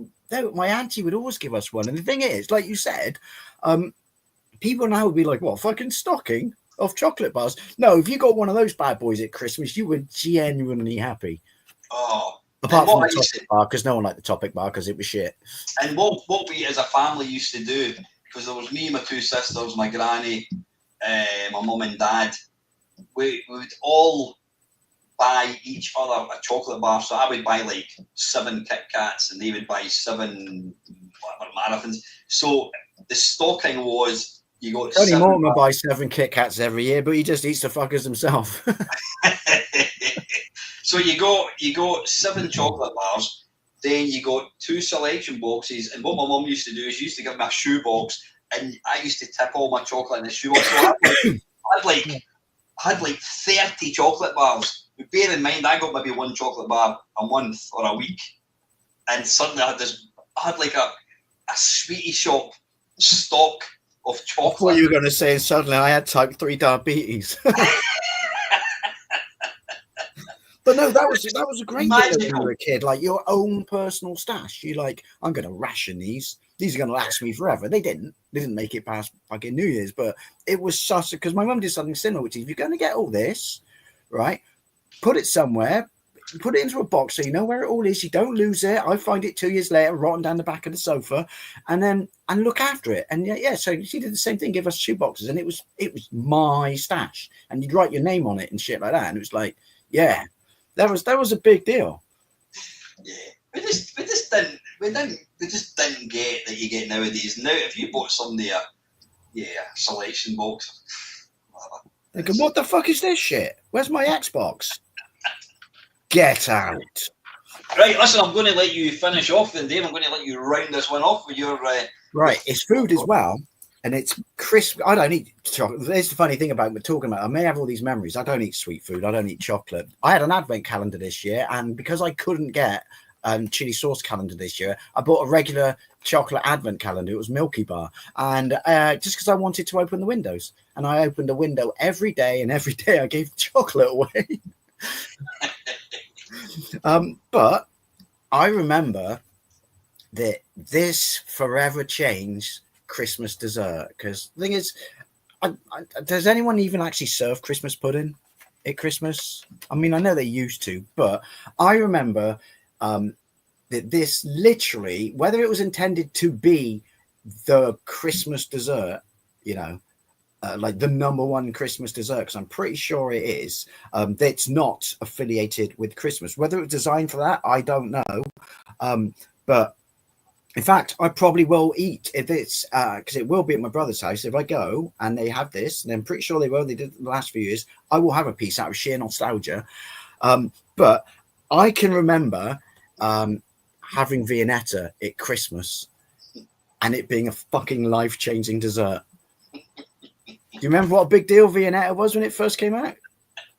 It was like, it's trailer trash. This is the thing. It's a trailer trash dessert.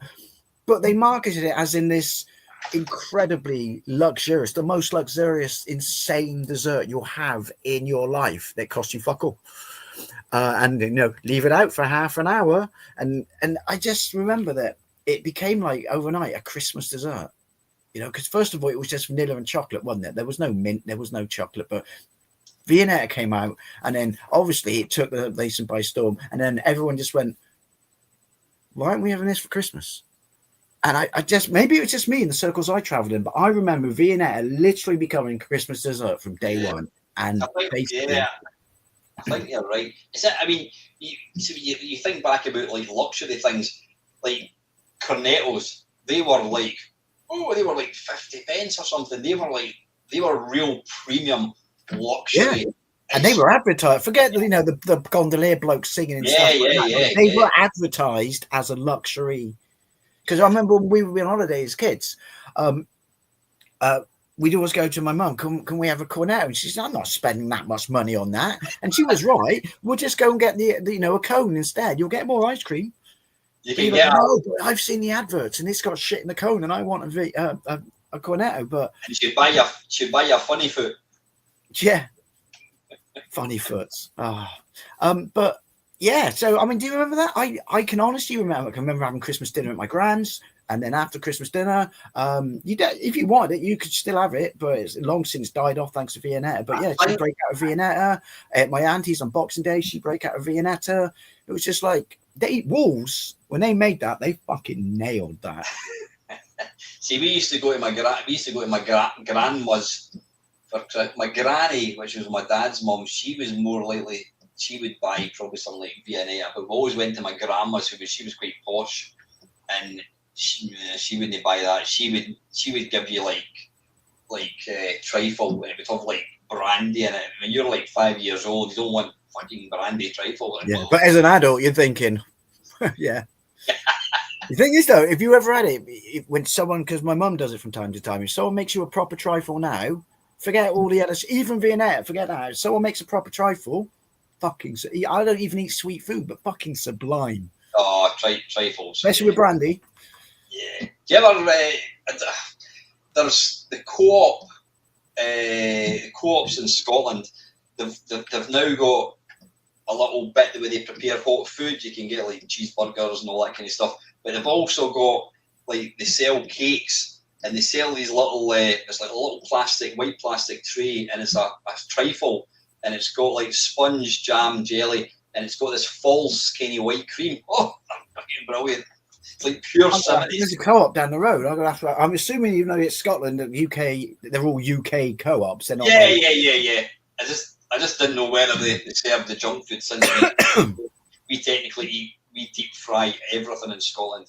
But yeah, they have these little trifles. And you get all these different cakes, that are like cakes from the 70s. There's not a spot of like real cream in sight, but they're great. It's probably like your week's intake of sugar and one of these trifles. It's like 4 energy drinks.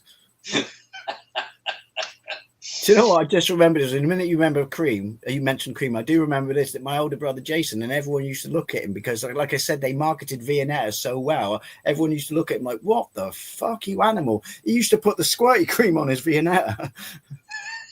You mean the ones that I bought fairly recently, about a couple of years ago. Every time I went into the fridge, I would get and go. It was the law. They make chocolate, custard flavor now, strawberry flavor. Oh, God. You know what? It's with Viennetta as well, because there's only one flavor, and then now you got. It's like the more you add to it, like with the additional creams and the additional flavors, then you reduce the potency and the importance of the original. Because it's like. It's lost some of its specialness. Of course it has. And this, again, it's what we've said. Back in the 70s and 80s, you just didn't, you didn't get things. Even bloody biscuits. I mean, my mum would biscuits was a big Christmas thing. Remember, someone would always give you a tin of butter cookies. Yeah, or the blue tin, and you always do like. It sounds now like butter cookies. I saw them in a pound shop the other day, and it was the same tin design as when I was a kid. But yeah, Christmas and family circle. Yeah, Victoria. Was it Victoria? Big square tin. Yeah. And they were 2 levels, and it got to the point where all the ones that people didn't like on the top level was still there, but most of it was empty. And your mum would be like, "All right, then me and your father will eat those. You can lift up to the next level. Lift up to the next level." Yes. Which fuckers had to go with this already? Somebody would leave. Somebody would leave the top layer in place, but they've already pilfered some of the nice ones at the bottom. And then there was a relative that, or and you're not being ungrateful, but they always kind of didn't get the point of this, which is like biscuits, brilliant, but then someone will give you biscuits for cheese. Remember? And you're like, yay, you've given me that's like giving somebody a rugby Subuto set. Yeah. You've essentially given me a box of the same cracker but in different shapes. The thing is, now as an adult, though, I'd be quite happy for that. You want to get me a Christmas present? Anyone get me a box of, like tin crackers and a fucking half-pounded cheddar and a bar of butter? And that's me fucking done Boxing Day. Just sat there in my pants on the couch, the tin on one side, the butter and the cheese on the other, just going.